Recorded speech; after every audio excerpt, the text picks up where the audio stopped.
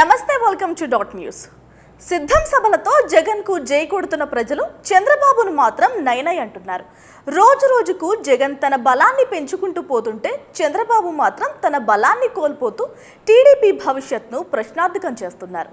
40 years industry అని చెప్పుకునే బాబుకు ఎందుకు ఈ దుస్థితి? ఓ యువ సీఎం ఏ విధంగా ప్రజల్లో చిరస్థాయిగా స్థానం సంపాదించుకున్నారు? Let's watch the story. రాష్ట్ర రాజకీయాల్లో సీఎం జగన్ హవా పతాక స్థాయిలో నడుస్తుంది. సిద్ధం సభలు, మేమంతా సిద్ధం బస్సు యాత్రలతో ప్రజానికాన్ని హోరెత్తిస్తున్నారు. జగన్ అడుగుపెట్టిన ప్రతి చోట ప్రజలు తండోపతండాలుగా తరలివచ్చి జగన్ కు జేజేలు కొడుతున్నారు. ఇదే క్రమంలో టీడీపీ అధినేత చంద్రబాబు సభలకు మాత్రం ప్రజలు వెనుకంజ వేస్తున్నారు. దీనిపై వచ్చే ఎన్నికల్లో ఏ మాత్రం ప్రభావం పడనుందని వారు ఇప్పటికే లెక్కలు వేసుకుంటున్నారు. నవరత్నాల అమలుతో సీఎం జగన్ రాష్ట్ర రాజకీయాల్లో నయా సంచలనానికి శ్రీకారం చుట్టారు.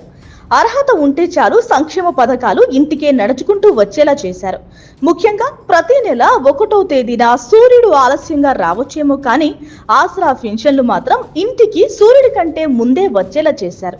దీనిపై వృద్ధులు సంతోషాన్ని వ్యక్తం చేస్తున్నారు. అంతటితో ఎటువంటి మధ్యవర్తిత్వం లేకుండా సంక్షేమ పథకాలన్నీ నడుచుకుంటూ ఇంటికే వచ్చేలా చేశారు సీఎం. గతంలో ఎన్నడూ ఇలాంటి పాలనను చూడని ప్రజలు వచ్చే ఎన్నికల్లో జగనే మళ్లీ సీఎం కావాలని బలంగా కోరుకుంటున్నారు. ఈ ఉత్సాహంతోనే ఆయన ఎక్కడికి వెళ్ళినా ప్రజలు బ్రహ్మరథం పడుతున్నారు. మరోవైపు చంద్రబాబుతో పాటు జనసేన అధినేత పవన్ మొదటి నుంచి నవరత్నాలపై వ్యతిరేక ధోరణి ప్రదర్శిస్తున్నారు. వాటితో ప్రజలకు జగన్ సోమరిపోతులను చేస్తున్నారంటూ తమ అక్కసు వెళ్లగక్కుతూ వచ్చారు. ఇప్పుడు ఇదే భయం ప్రజల్లో బలంగా నాటుకుపోయింది. ఒకవేళ చంద్రబాబు అధికారంలోకి వస్తే ఎక్కడ ఈ పథకాలన్నీ ఆగిపోతాయో అన్న భయం ప్రజల్లో మొదలైంది. ఆ భయాల్ని నిజం చేస్తూ ఇప్పటికే ఈసీని అడ్డు పెట్టుకుని ఇంటింటికి ఆసరా పెన్షన్ల పంపిణీ కార్యక్రమాన్ని చంద్రబాబు అడ్డుకున్నారు.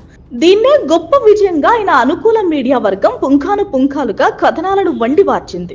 వెరసి ఈ ఘటనలన్నీ ప్రజల గుండెల్లో ఓ విధమైన అభద్రతా భావాన్ని మూటకట్టుకునేలా చేశాయి.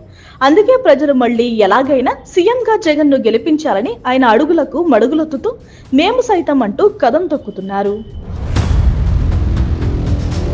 Please subscribe Dot News.